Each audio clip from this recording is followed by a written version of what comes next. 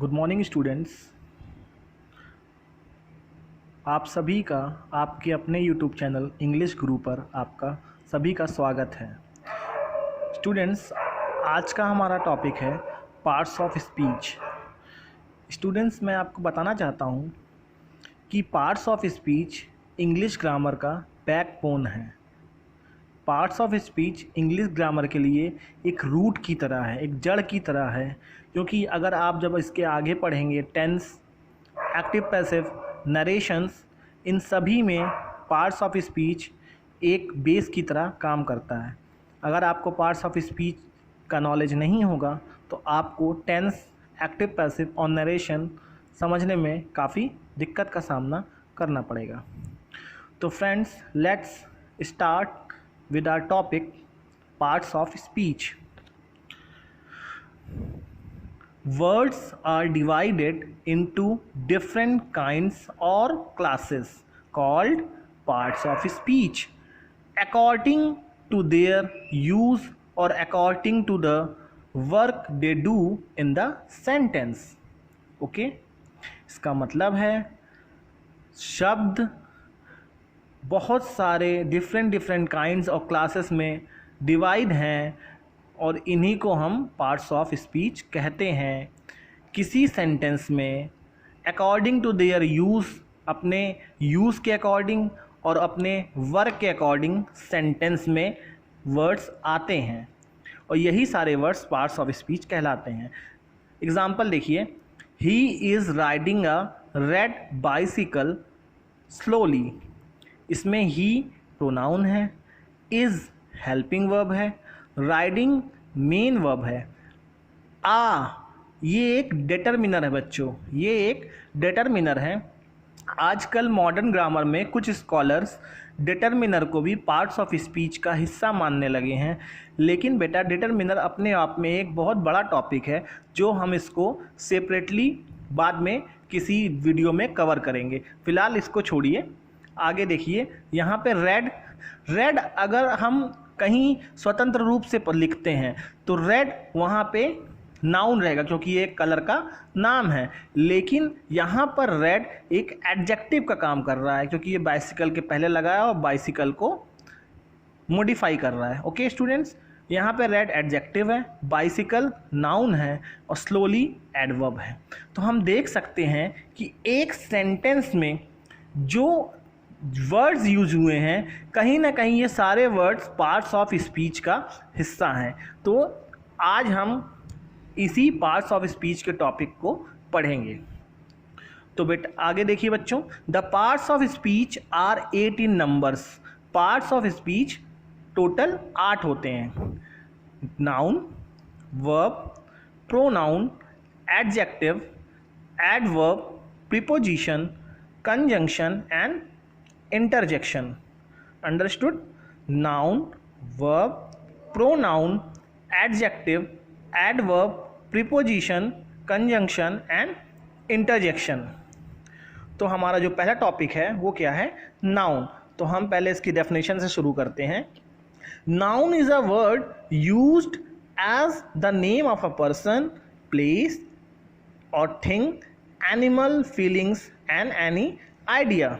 मतलब नाउन जो है वो किसी इंसान का, पर्सन का, किसी जगह का, किसी चीज़ का, किसी एनिमल का, किसी फीलिंग का या किसी आइडिया का नाम होता है। जैसे एग्जाम्पल के तौर पे Ram, Delhi, honesty, bear etcetera. जैसे एग्जाम्पल है बच्चों, Ashok is a nice boy. यहाँ पर अशोक और बॉय नाउन है। Akbar was a great king. यहाँ पर इसी तरह अकबर और किंग नाउन है। Kolkata is the capital of West Bengal. Kolkata और वेस्ट बंगाल यहाँ पर नाउन है क्योंकि ये एक शहर का और ये एक स्टेट का नाम है। Neha is reading a book. यहाँ पर नेहा एक नाम है तो ये नाउन है। The Ramayana is a Holi book. यहाँ पे रामायणा और बुक नाउन को डिनोट कर रहे हैं। हमारा सेकेंड पार्ट्स ऑफ स्पीच है pronoun. A pronoun is a word used to replace the noun. ध्यान दीजिएगा बच्चों, जो वर्ड नाउन को रिप्लेस करने में काम आता है वो प्रोनाउन होता है। मतलब ये वर्ड प्रोनाउन जो है वो नाउन की जगह यूज होता है। Example, he, she, it, they, you, me, them, etcetera, ये सारे क्या हैं? प्रोनाउन है। जैसे एग्जाम्पल देखते हैं बच्चों, प्रीति इज अ गुड डांसर, प्रीति एक गुड डांसर है। शी लव्स डांसिंग, पहले हमने प्रीति को इंट्रोड्यूस किया कि प्रीति एक अच्छी डांसर है, और अब हमने प्रीति की जगह शी का यूज़ किया, प्रीति के लिए हमने शी का यूज़ किया। प्रीति एक नाउन है, तो नाउन को जो रिप्लेस करेगा वो प्रोनाउन है। तो प्रीति को रिप्लेस करके शी वर्ड आया है, तो शी यहाँ पर बच्चों प्रोनाउन है। They are playing in the garden, यहाँ पे दे प्रोनाउन है। शी इज़ मेकिंग डिनर, उसी तरह यहाँ पे शी प्रोनाउन है। I am going to market, he was playing football, we are reading a novel, इसी तरह यहाँ पर आई, ही और वी प्रोनाउन का काम कर रहे हैं। बच्चों हमारा तीसरा पार्ट्स ऑफ स्पीच है verb. A verb is a verb is a word used to expresses an action or state। Verb जो है वो किसी एक्शन को एक्सप्रेस करता है, किसी कार्य को एक्सप्रेस करता है, या किसी स्टेट को, या फिर किसी अवस्था को। Example, read, write, bath, learn, eat, etcetera. मतलब जहाँ पे कोई कार्य हो रहा हो तो वो वर्ब होता है, या फिर किसी की कोई अवस्था बता रहा हो तो वहाँ वर्ब होता है। जैसे I am writing a letter, यहाँ पर राइटिंग क्या है बच्चों? यहाँ पे राइटिंग क्या है? राइटिंग एक एक्शन है, काम किया जा रहा है, तो यहाँ राइटिंग वर्ब है।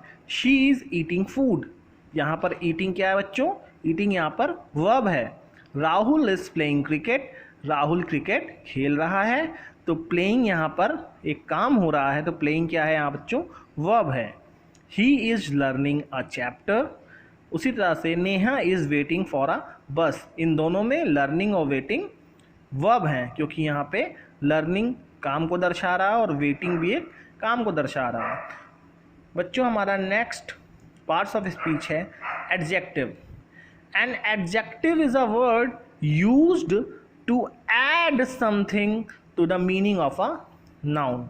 मतलब ये नाउन की मीनिंग में कुछ ऐड करता है, या फिर कह सकते हैं ये नाउन को मॉडिफाई करता है, नाउन को और एक्सप्रेस करता है, नाउन को डिनोट करता है, मॉडिफाई करता है। जैसे small, blue, cute, beautiful, etcetera. हम इसको सेंटेंस में एग्जांपल समझेंगे बच्चों।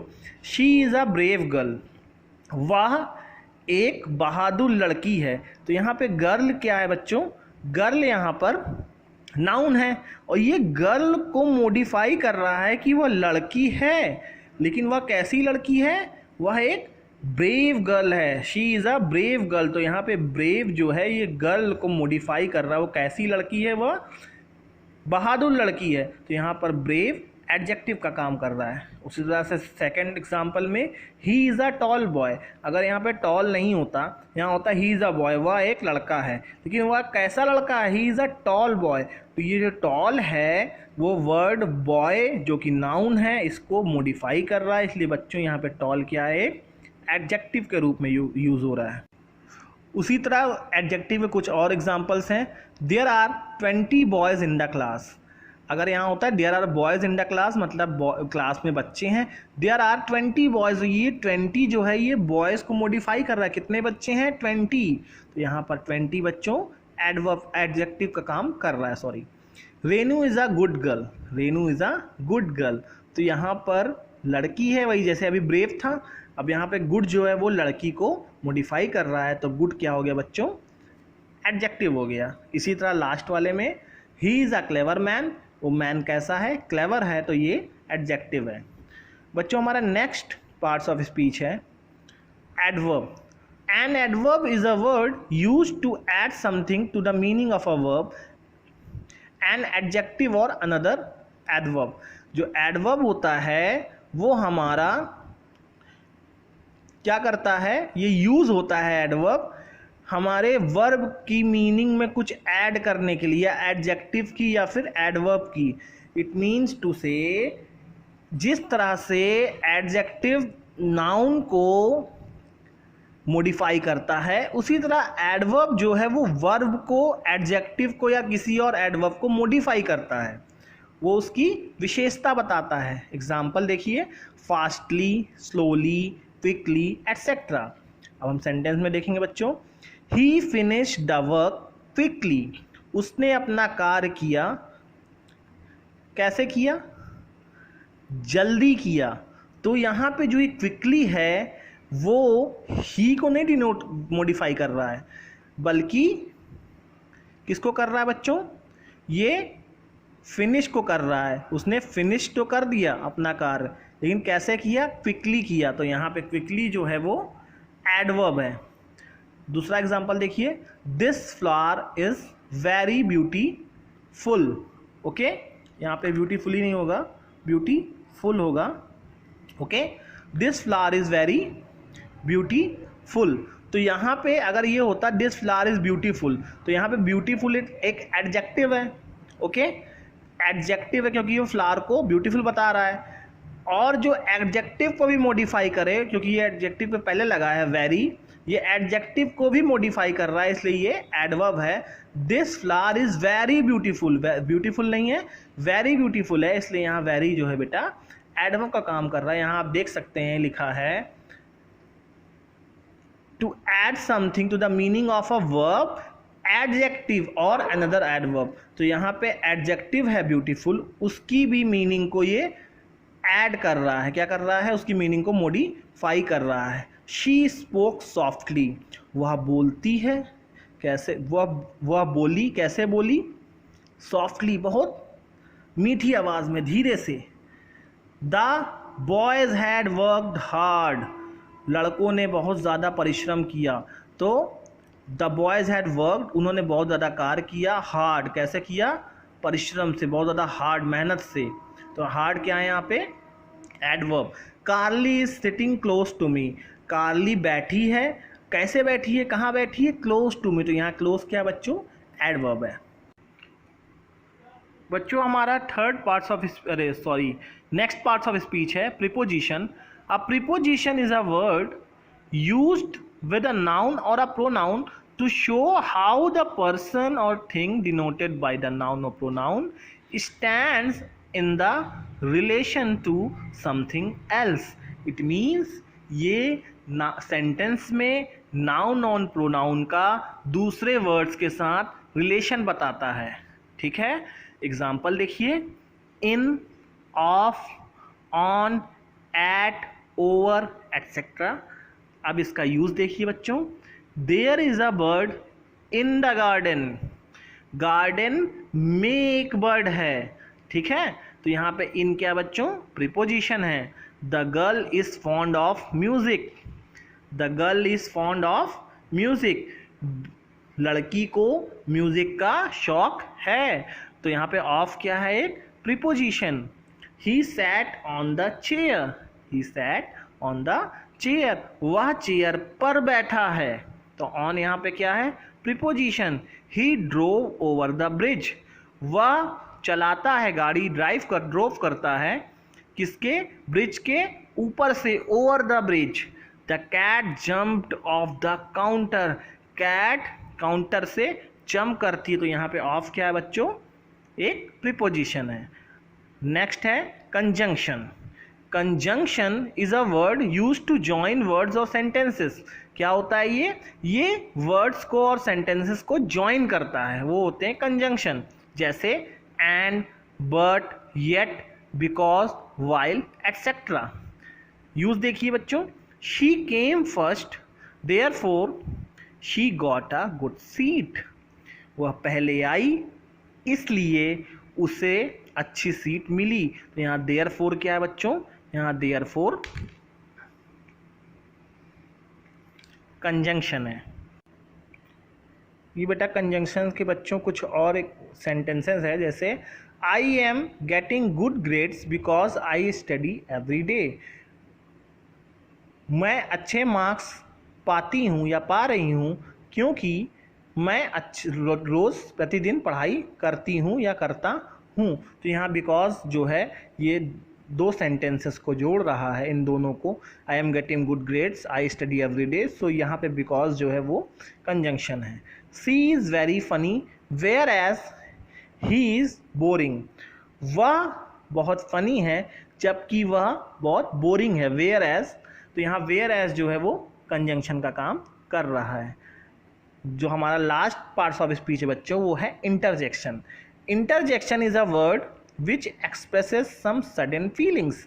ये हमारी सडन फीलिंग, जो हमारी भावनाएं तुरंत हमारे अंतर्मन में उठती हैं, उसको ये दर्शाता है। जैसे जब हम खुश होते हैं तो बोलते हैं हुर्रा, है ना।